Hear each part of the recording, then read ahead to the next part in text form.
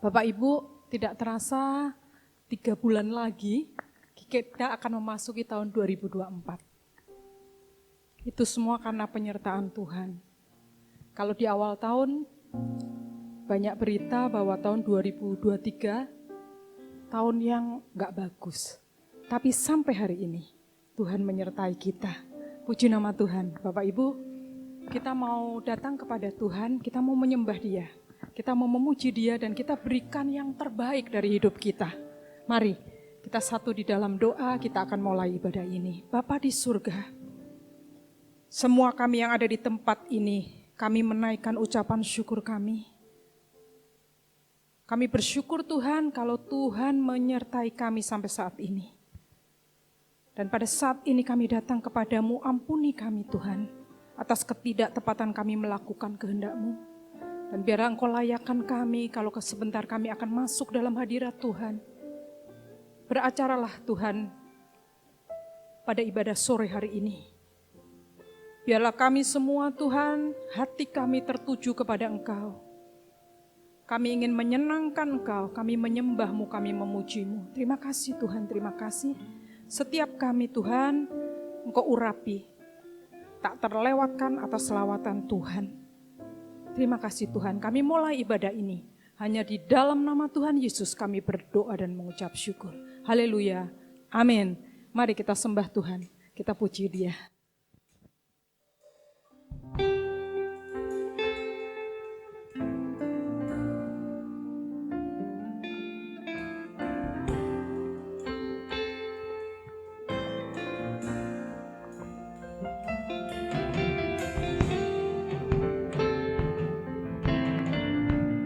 Kita membawa hidup kita, kerinduan kita untuk Allah kita.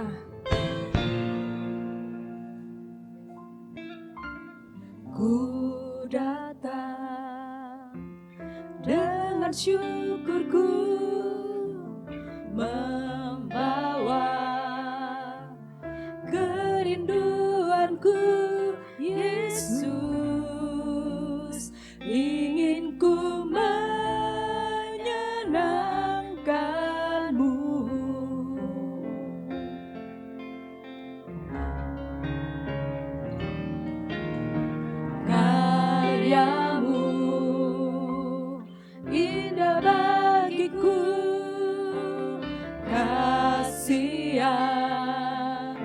menyelamatkanku, Yesus,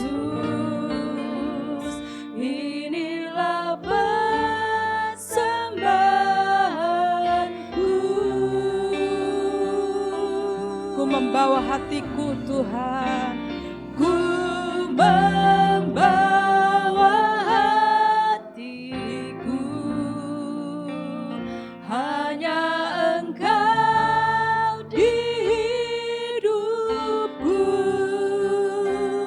Yesus, Kau yang terindah, selamanya ku menyembah-Mu. Ku membawa hidupku, inilah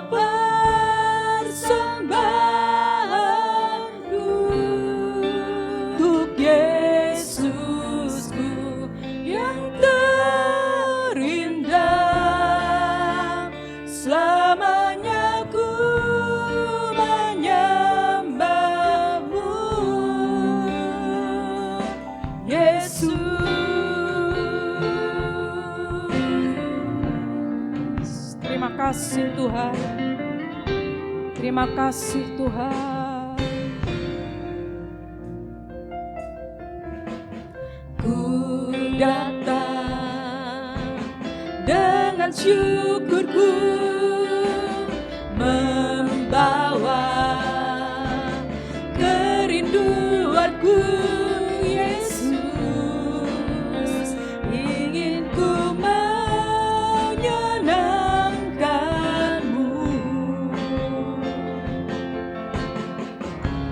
kasih Tuhan, karya-Mu indah bagiku, kasih yang menyelamatkanku. Yesus, inilah persembahanku.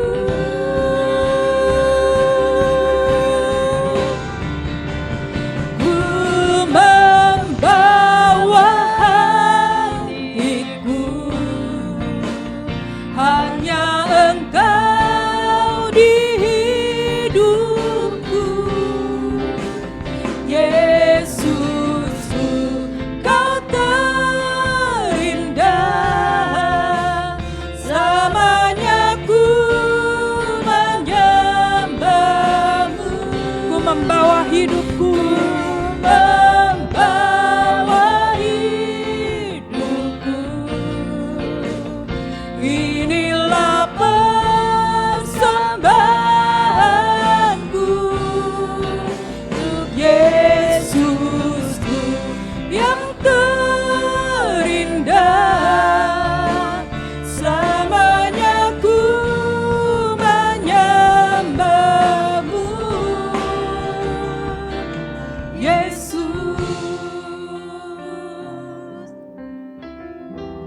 bawaku erat di hadirat-Mu. terima kasih Tuhan. Hatiku persembahan bagimu. Jiwaku Tuhan, Jiwaku tenang di hadirat-Mu. hatiku aman, Hatiku aman dalam kasih-Mu. terima kasih Tuhan. Bawaku erat di hadirat-Mu. Hati kami, Hatiku persembahan bagimu. jiwaku tenang, Jiwaku tenang di hadirat-Mu. hatiku aman dalam kasih-Mu Tuhan. Hatiku aman dalam kasih-Mu. Kami undang sidang jemaat untuk berdiri.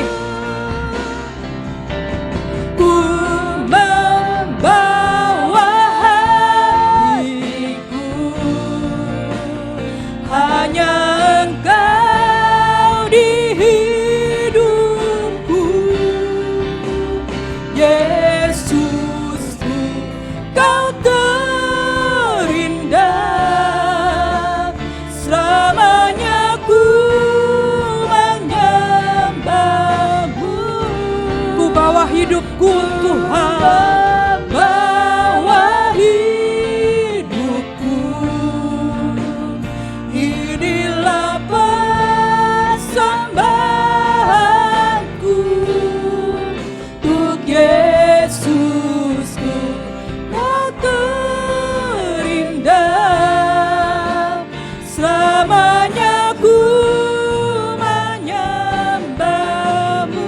ku membawa hidupku, hatiku Bawa hatiku,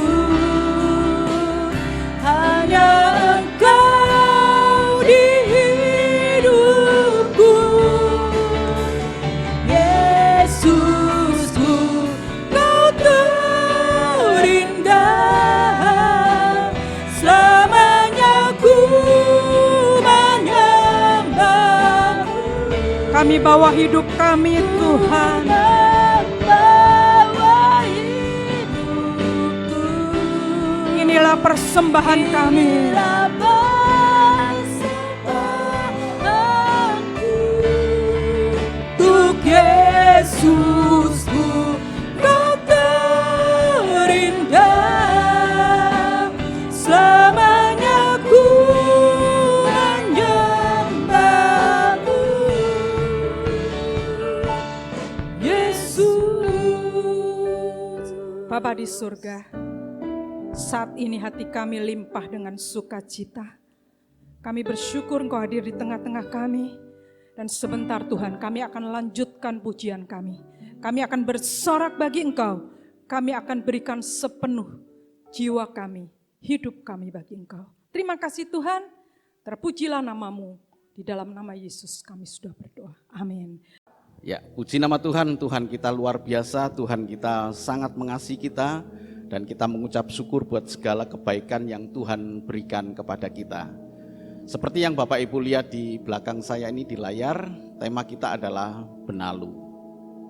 Ya, mari coba kan kita lihat. Jadi ada satu salah kaprah gitu Bapak Ibu ya, yang coba akan kita pahami dan kemudian korelasikan dengan kehidupan rohani kita. Benalu itu nama latinnya Loranthus pentadrus. Ini saya ambil karena ada banyak sekali nama ya, tapi benalu yang umum ada di kita seperti di pohon mangga dan lain sebagainya itu adalah Loranthus pentadrus. Dan masih banyak lagi Loranthus ini ya. Jadi masih banyak lagi nama-nama. Ada Loranthus americanus, Loranthus europatenus juga banyak ya Bapak Ibu ya. Tapi yang umum yang kita jumpai adalah ini, Loranthus pentadrus ini. Jadi benalu itu adalah nama tumbuhan ya, hidup pada tumbuhan inang dan menyerap makanan pada inangnya. Merugikan inangnya, bahkan dapat menyebabkan kematian untuk inangnya. Nah, kalau Bapak Ibu lihat ada pohon mangga, kemudian di situ ada selewer gitu ya, apa itu ya, yang kemudian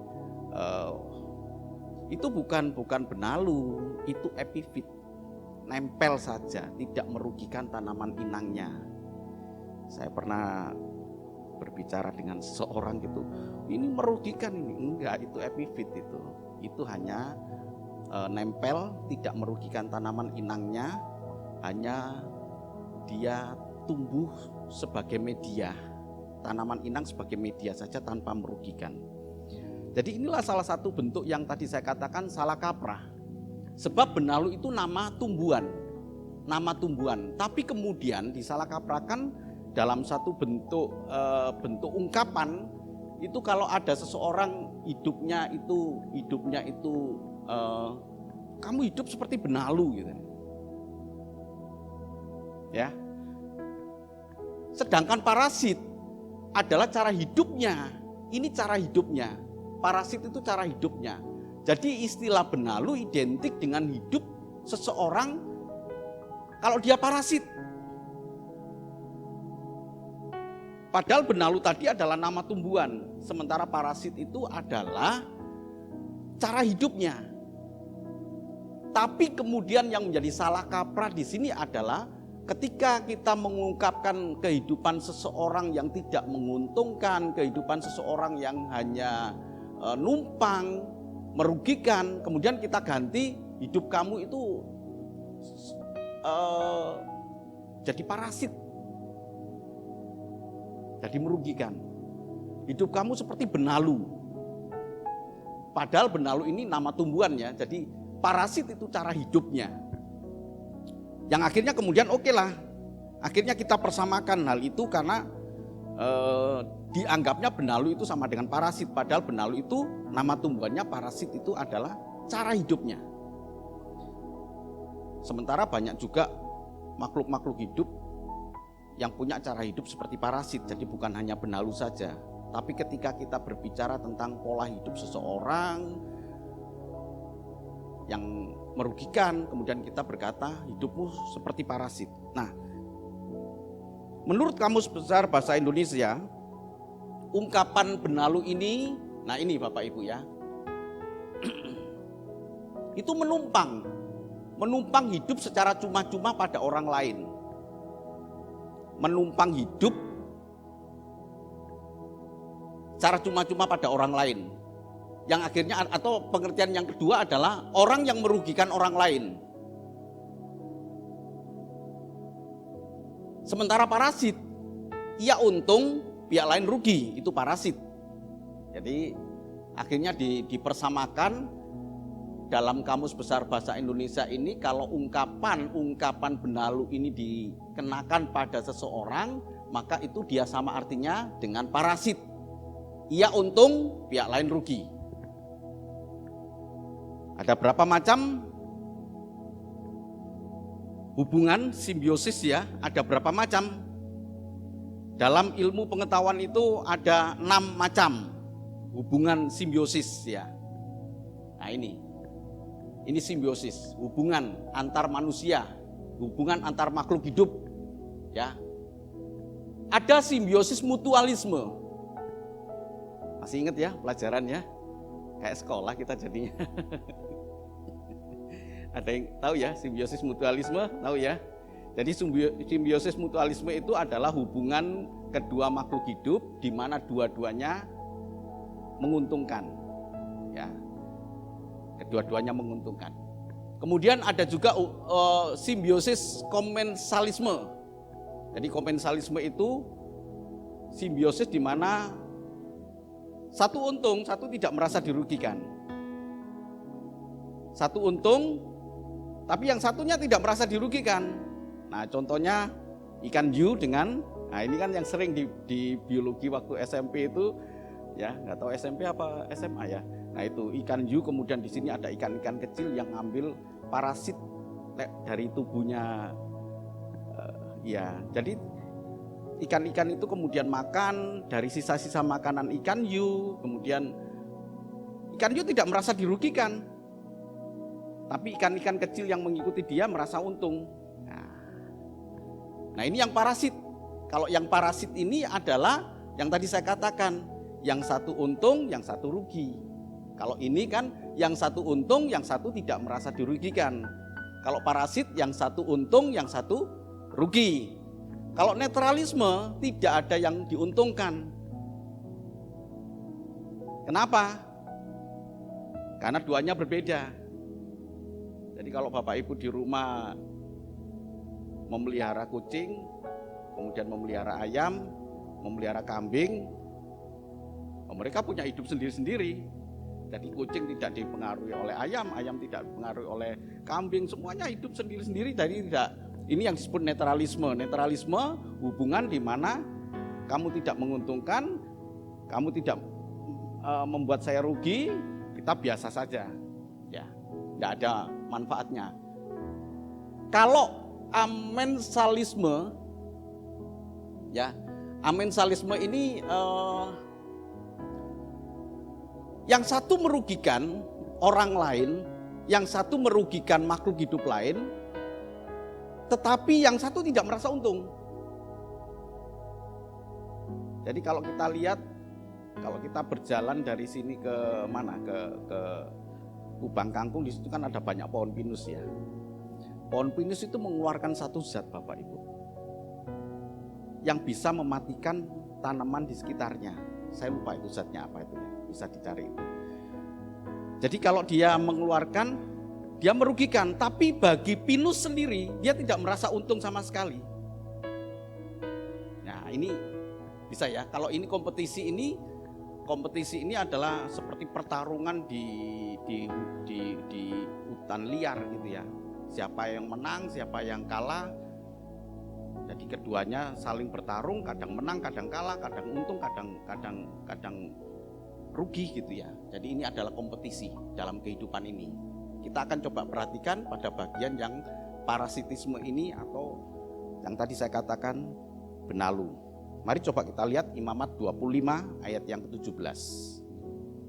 Ya, kita baca bersama-sama Bapak Ibu dalam ayat pembuka ini, Imamat 25 ayat yang ke-17.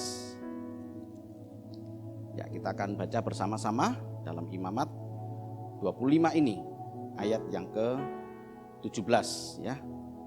Sama-sama kita baca, 1, 2, 3. Janganlah kamu merugikan satu sama lain, tetapi engkau harus takut akan Allahmu, sebab akulah Tuhan Allahmu. Amin. Ada begitu banyak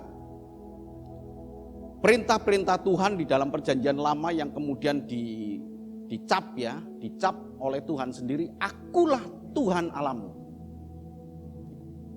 Untuk membuktikan bahwa ini perintah dari Tuhan Allah yang harus mendapatkan hormat. Dan tidak bisa dianggap sepele, tidak bisa dianggap biasa oleh orang Israel pada saat itu. Dan sekarang firman Tuhan ini berlaku bagi kita.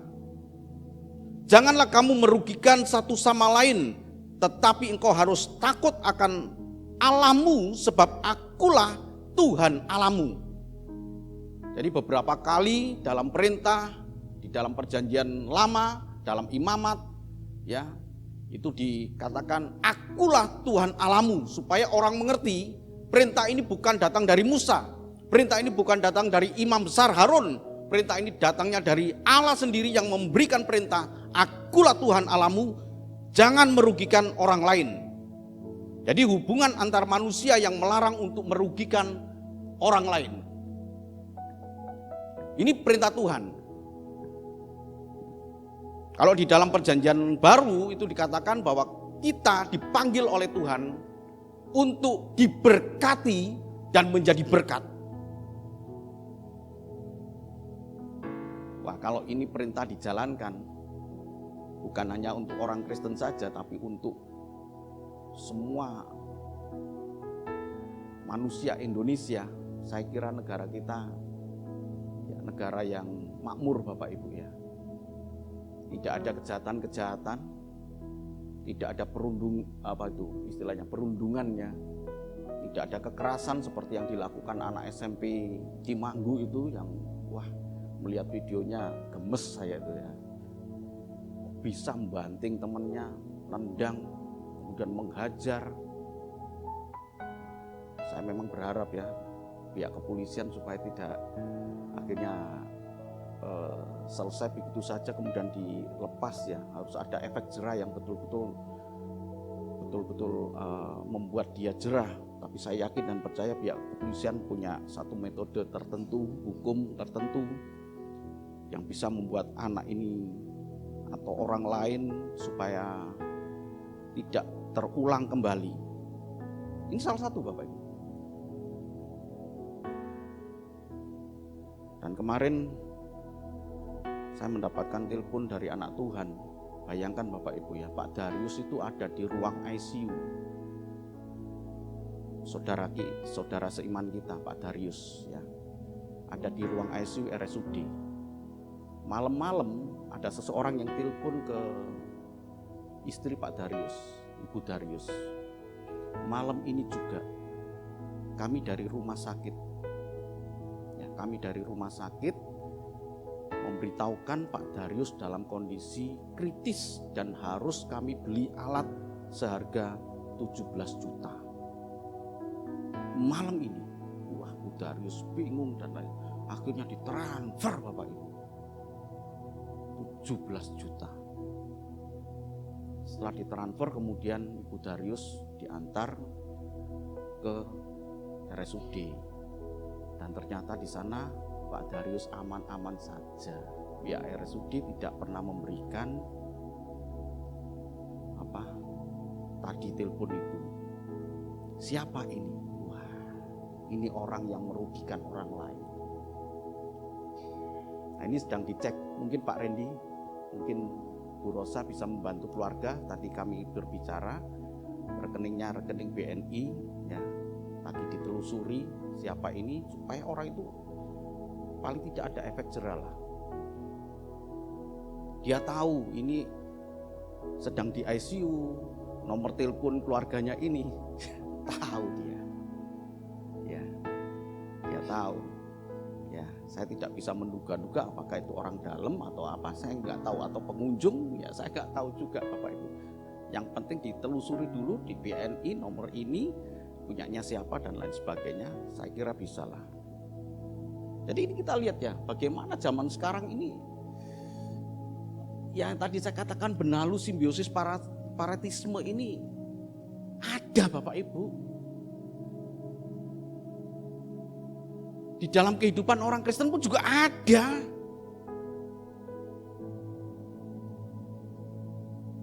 Menguntungkan diri sendiri tanpa peduli orang lain rugi apa enggak, dia ada. ada di sini.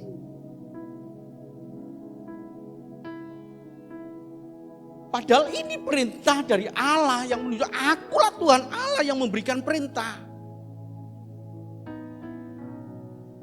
Jadi makna lain dari benalu, selain dia simbiosis parasitisme ini yang merugikan yang lain, menguntungkan yang satunya, yang lain rugi, yang satunya untung. Kalau yang lainnya untung, yang satunya tidak merasa dirugikan, seperti tadi Bapak Ibu. Ya, komensalisme. Tapi kalau dia ada yang untung, ada yang rugi. Sementara makna yang lain adalah benalu itu adalah hidup yang percuma. Coba dibaca dalam Lukas 13 ayat yang ke-6 sampai dengan yang ke-9.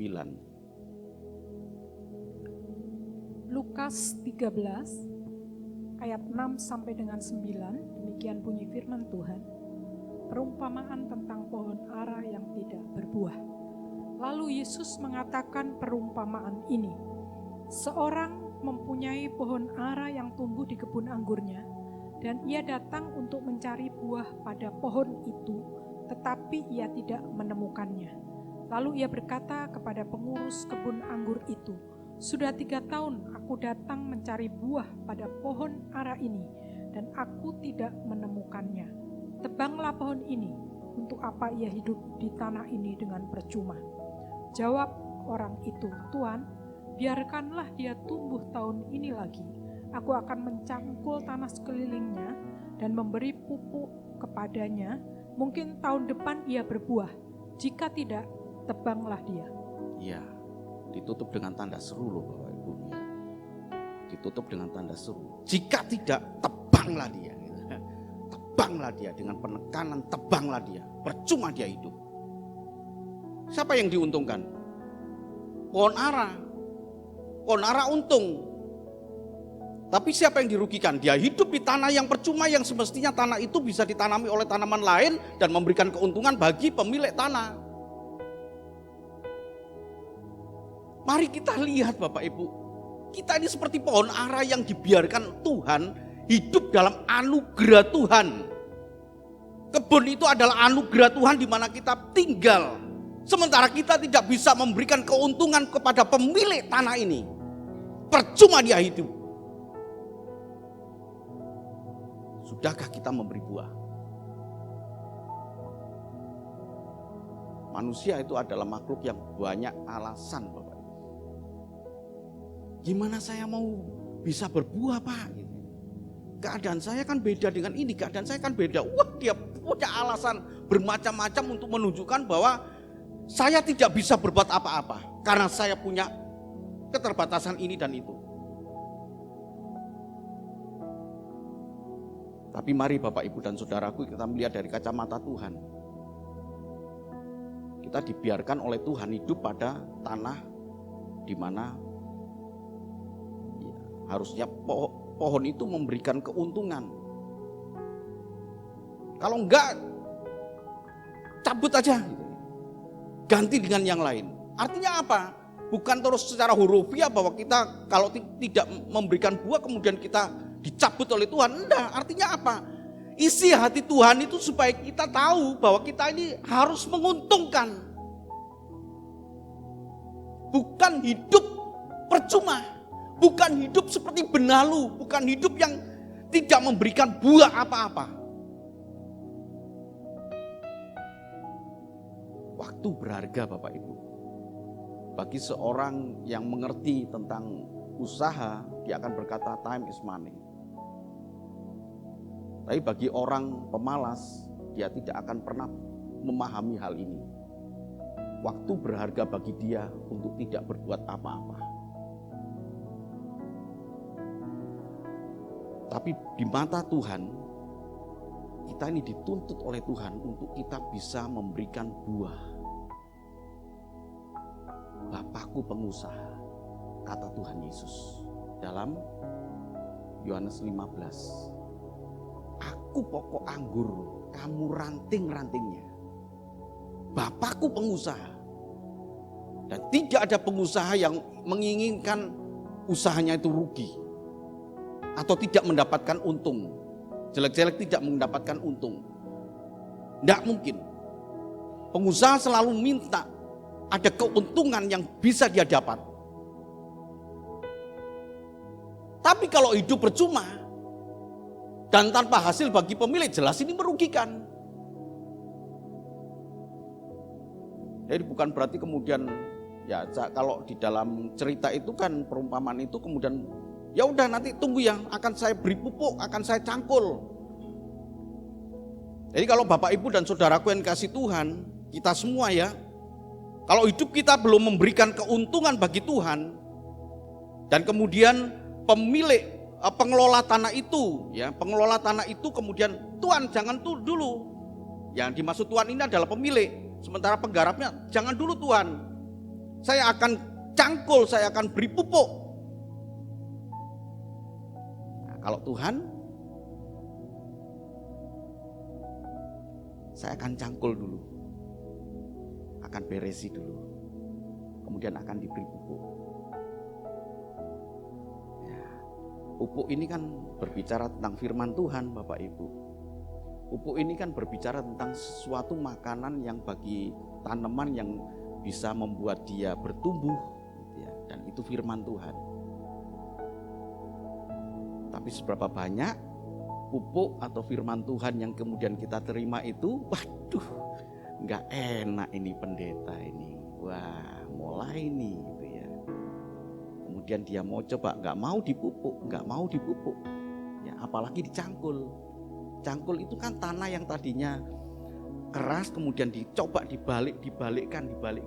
Merasa kenyamanan hidupnya dibalik sama Tuhan supaya bisa berbuah, nggak mau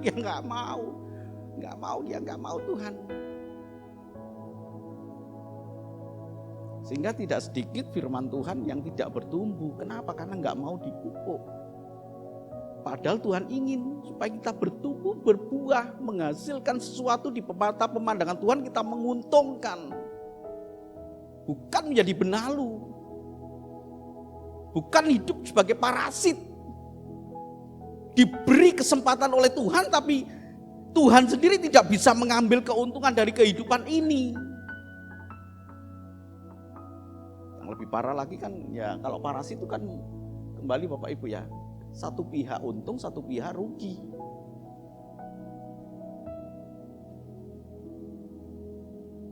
Mari kita coba menghargai sang pemilik tanah itu.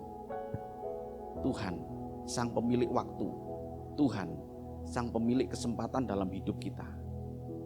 Kalau hari ini kita ada, itu artinya sang pemilik itu masih berharap banyak dalam hidup kita supaya kita memberikan buah. Lukas yang tadi kita baca adalah searti dengan Yohanes 15 ayat yang kedua. Bapakku pengusaha, kamu ranting-rantingnya. Jadi kalau di dalam Lukas cabut saja. Nah dalam Yohanes 15 ayat yang kedua tolong dibaca. Yohanes 15 ayat yang kedua. Setiap ranting padaku yang tidak berbuah dipotongnya, dan setiap ranting yang berbuah dibersihkannya supaya ia lebih banyak berbuah. Mau Bapak Ibu, saya mau Tuhan. Gak enak Bapak Ibu, dibersihkan itu gak enak. Makanya saya ingin mengajak kepada Bapak Ibu supaya kita punya simbiosis mutualisme, hubungan yang saling menguntungkan. Tuhan sungguh menguntungkan dalam hidupku, tapi sekarang masalahnya Tuhan narik keuntungan dari kita enggak. Jangan kemudian kita menggerogoti Tuhan saja, mengambil keuntungan dari Tuhan saja, sementara Tuhan tidak bisa kita berikan kepada Dia keuntungan dalam hidup kita ini. Jadi dalam Lukas ini ya adalah sama dengan Yohanes, hidup yang tidak berbuah. Yang rantingnya itu hanya nempel di pokok anggur. Mau gak mau harus dipotong, mau gak mau harus dibersihkan. Baru dikasih cara Tuhan membersihkan Bapak Ibu ya. Perlu kita renungkan ini. Kadang kesukaran-kesukaran hidup kita ini cara Tuhan membersihkan kita. Ya. beberapa waktu yang lalu saya sudah telepon ke Wawan. Sorry Wan ya, saya belum bisa nengok ibumu. Ibunya sakit. Saya belum bisa. Kenapa? Saya beberapa kali ini sudah 2 minggu Bapak Ibu nahan batuk ini. Tapi kalau saya misalkan pergi ke Limpah Kuwus kan itu kan ya saya anggap saya tidak berhadapan dengan orang yang sakit. Ke Pak Daris pun juga saya katakan, sekarang kan batuk itu agak lama ya. Ya, tapi ini sudah luar biasa loh Bapak Ibu. Di awal-awal itu waduh saya tanyakan sampai saya nggak bisa tidur. Akhirnya kemudian saya minum anggur merah itu ya, waduh rasanya lega itu. Kemudian langsung mulai reda. Jadi kalau Bapak Ibu ke rumah saya kemudian lihat botol anggur merah, wah ini pendetaku mabuk ini. Enggak, ya itu obat saya untuk sakit gigi sebenarnya. Karena ini patah. Sewaktu-waktu ini sakitnya luar biasa ini. Ini masih patah di sini. Kalau sudah sakit, wah ada. Sampai saya di mobil ya, mobil saya taruh itu botol gitu ya. Kalau pas sakit saya minum, umur hilang. Sakit gigi pun hilang. Bukan giginya ya, sakitnya yang hilang, bukan giginya. Nah Bapak Ibu dan Saudaraku, jadi kesukaran hidup ini bisa Tuhan pakai cara itu loh. Jangan kemudian protes. Itu cara Tuhan membersihkan kita. Supaya kita berbuah, supaya kita mengerti. Kenapa kesukaran ini terjadi? Oh ini Tuhan sedang membersihkan supaya saya ini berbuah. Kalau enggak, hanya nempel. Enak ya? Hidup hanya nempel. Ngambil keuntungan sementara tanaman inangnya rugi. Pokok anggurnya rugi karena hanya sekedar nempel. Buat apa? Ranting-ranting ini nempel di pokok anggur, gak berbuah, potong aja. Sore hari ini Bapak Ibu dan Saudaraku kita refleksikan diri kita. Sudahkah kita memberikan keuntungan kepada Tuhan? Sudahkah kita punya hubungan simbiosis mutualisme? Atau setidak-tidaknya Bapak Ibu memberikan keuntungan. Bukan kita cari untung ya. Memberikan keuntungan kepada orang lain. Bukan merugikan. Bukan hidup percuma. Bukan parasit. Hal ini sama dengan arti benalu hidup dengan kepentingan diri sendiri tanpa mempedulikan orang lain. Roma 2 ayat yang ke-8. Roma 2 ayat yang ke-8. Tetapi murka dan geram kepada mereka yang mencari kepentingan sendiri, yang tidak taat kepada kebenaran, melainkan taat kepada kelaliman. Cari kepentingan sendiri.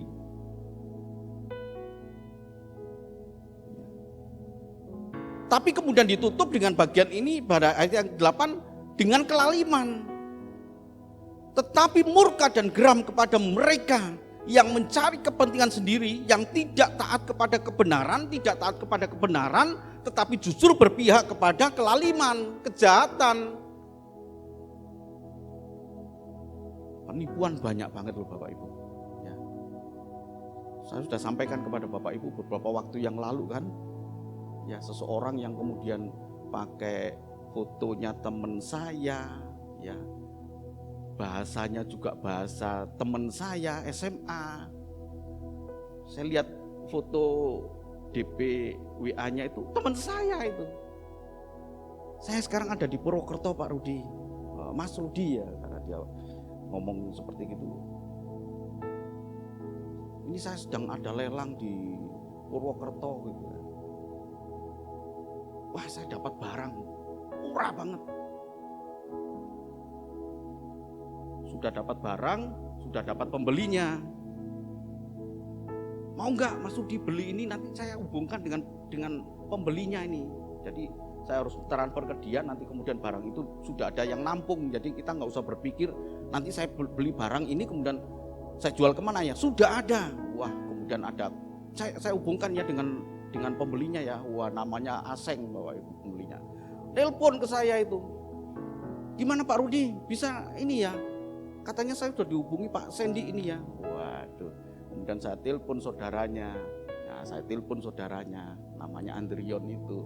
Yon, Sandy saiki nang ngene Purwokerto apa ya? Loh, Sandy itu 3 bulan yang lalu meninggal. Waduh, langsung saya kerjain orang itu. Yang mau nipu saya kerjain. Oke, saya transfer sekarang. Nomor rekeningnya berapa? Waduh, setengah jam kemudian dia telepon, kok belum masuk? Oh sudah tak transfer kok. Saya sebutkan nomor rekening dia. Oh salah kata dia, nggak kebanyakan. Wah ya salah kamu. Oke, tak transfer lagi. Sampai akhirnya kemudian saya kerjain, betul saya kerjain. Tapi begitu sudah saya sampai di titik itu, kemudian saya katakan, bangsat kamu ya, kamu mau merugikan saya. Acen itu sudah mati kok kamu ngaku-ngaku Acen, langsung ditutup itu. Karena ini Bapak Ibu, cari kepentingan sendiri. Dia mau seperti benalu yang pola hidupnya tanpa memedulikan orang lain. Jadi ini adalah termasuk perbuatan daging dalam Galatia, nggak perlu kita baca. Jauh dari kehidupan orang Kristen, jauh dari kehidupan orang benar.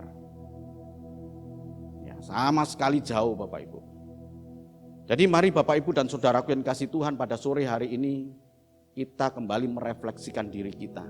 Sudahkah kita memberikan keuntungan kepada Tuhan sebagai pemilik waktu, sebagai pemilik kesempatan, sebagai pemilik kehidupan kita ini?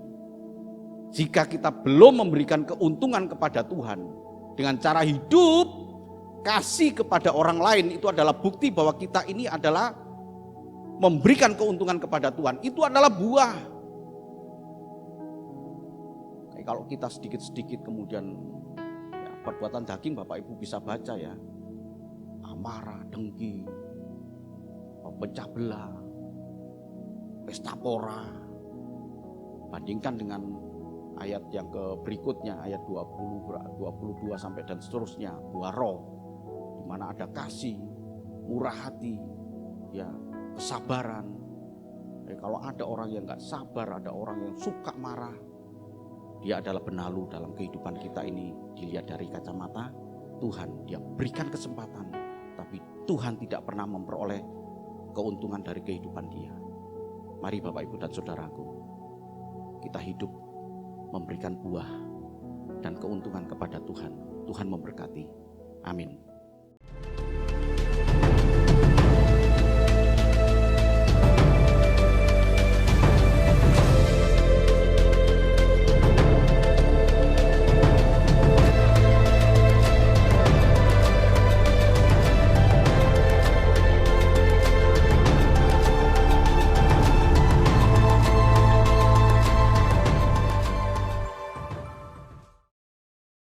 Bapa kami yang di surga, dikuduskanlah namamu, datanglah kerajaanmu, jadilah kehendakmu di bumi seperti di surga. Berikanlah kami pada hari ini makanan kami yang secukupnya, dan ampunilah kami akan kesalahan kami, seperti kami juga mengampuni orang yang bersalah kepada kami.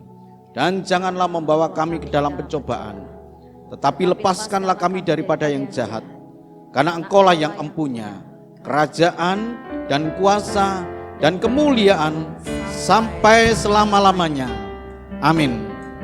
Terima kasih Tuhan. Terima kasih Tuhan.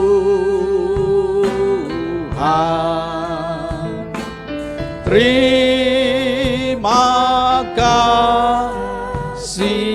Tuhan. Dalam nama Yesus,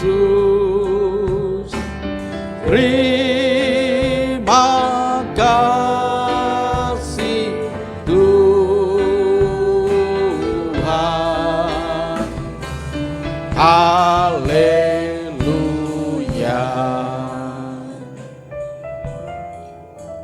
Mari kita mengucap syukur kepada Dia. Bapa yang baik, kami sungguh bersyukur kepada Engkau Tuhan.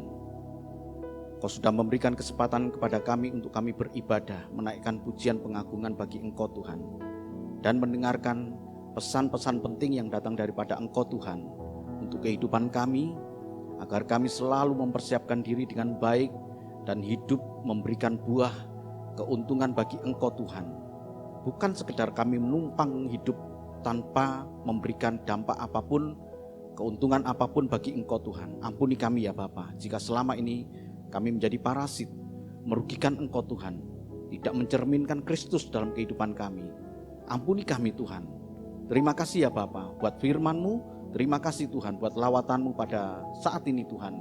Sebentar kami akan meninggalkan tempat ini, kami pulang dalam damai sejahtera Tuhan, kami pulang dalam berkat-berkat Tuhan. Bapak Ibu Saudaraku yang sangat dikasihi Tuhan, terimalah berkat dan anugerah dari Allah Bapa di surga, kasih dan cinta Tuhan kita Yesus Kristus anak yang tunggal, dan penghiburan kekuatan dari kuasa Roh Kudus menyertai kita mulai saat ini, esok bahkan sampai Maranatha Tuhan Yesus datang menjemput kita. Dia Allah yang mengasihi kita, Allah yang memberkati kita, Dia Allah yang melindungi kita, Dia Allah yang menyinari kita dengan wajahnya dan memberikan kepada kita kasih karunia. Dia Allah yang menghadapkan wajahnya kepada kita dan memberikan damai sejahtera. Terima kasih ya Bapa, terima kasih buat segala berkat-Mu ini Tuhan. Dan urapilah hamba-Mu Tuhan. Untuk kami berdoa, hamba-Mu berdoa buat anak-anak-Mu yang beribadah di tempat ini maupun yang secara online. Hamba berdoa, Engkau memberkati di dalam usaha pekerjaannya, apapun yang dikerjakan Tuhan. Engkau memberkati dan memberikan keuntungan, bukan kerugian, tapi menjadikan rezeki bagi mereka. Engkau memberkati dalam sekolah anak-anak-Mu Tuhan, sehingga mereka sukses, punya masa depan yang cerah oleh karena pertolongan Engkau. Engkau memberkati dalam rumah tangganya Tuhan.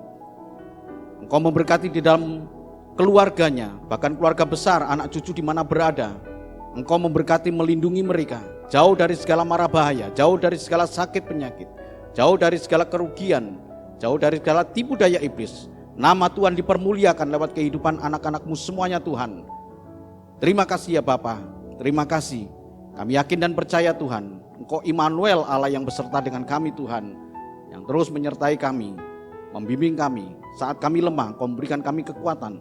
Saat kami tidak berdaya, Engkau memberikan kemenangan bagi kami. Bapa, terima kasih. Segala puji syukur, hormat, kemuliaan bagi-Mu. Dalam nama Tuhan Yesus kami sudah berdoa dan mengucap syukur. Semua yang percaya mengatakan amin. Tuhan memberkati. Inilah persembahan kami.